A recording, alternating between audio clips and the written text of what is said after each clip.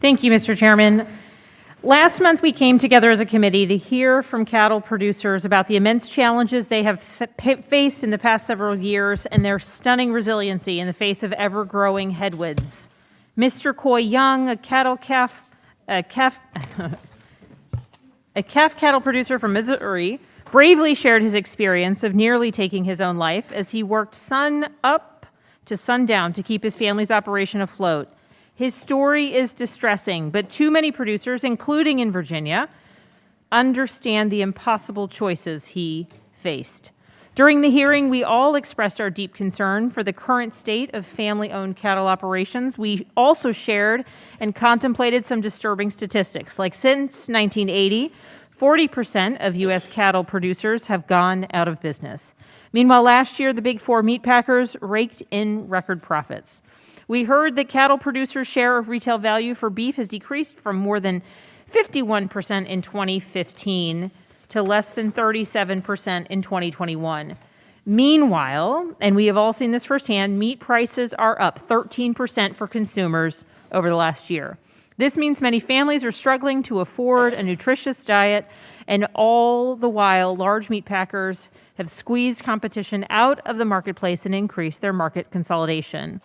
Today, we have an opportunity to advance meaningful legislation to enforce the laws we already have on the books surrounding illegal anti-competitive behavior.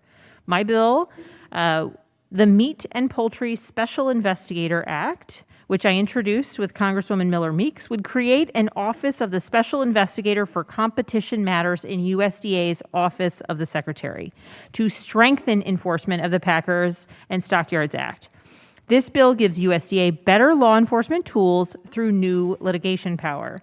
However, I want to reiterate, it does not change any existing rules, nor does it take any power away from other agencies or offices. It does not increase compliance costs for producers or packers, and contrary to what some have suggested, it does not create a new model of civil enforcement. Instead, it builds on models commonly utilized by federal agencies across industries, such as the financial systems. And frankly, unless a company is engaging in illegal anti-competitive behavior, they should not be opposed to this legislation.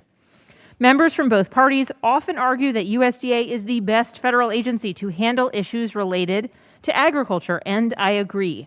And I think all of us on this committee agree, USDA is best suited to provide the technical assistance to farmers, best positioned to help farmers navigate crop insurance, and the list goes on. So why then are we deferring to other agencies when we are enforcing laws related to the agricultural industry that has a profound effect on America's farmers?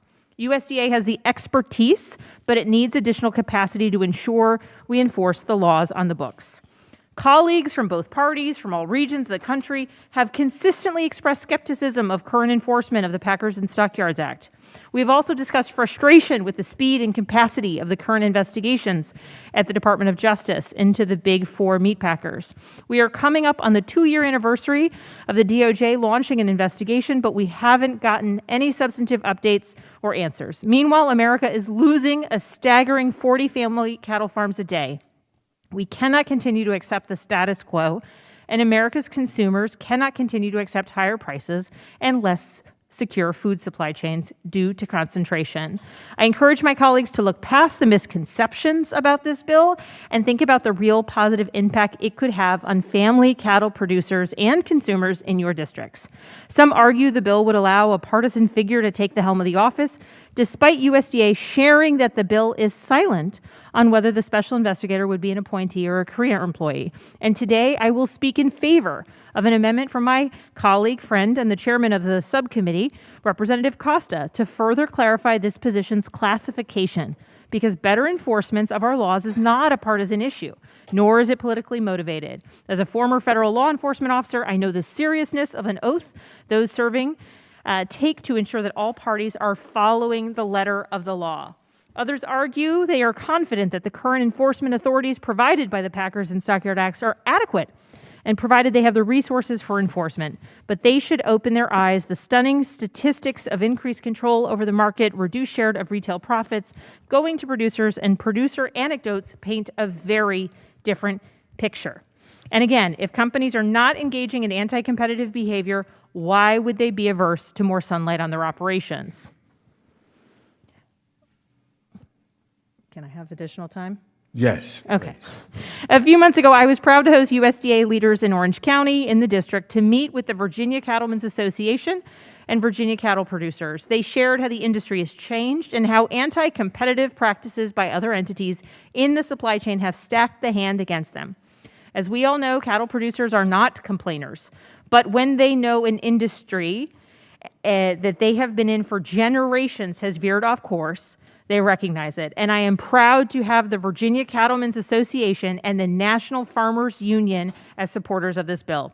I encourage my colleagues to join me in advancing this legislation that looks out for family-owned cattle, poultry, pork, turkey, and other meat producers by ensuring we enforce our laws and streamline litigation where necessary. I encourage my colleagues to support this bipartisan legislation and the constituents in their districts who will be impacted rather than big special interests. And with that, Mr. Chairman, I yield back the balance of my time.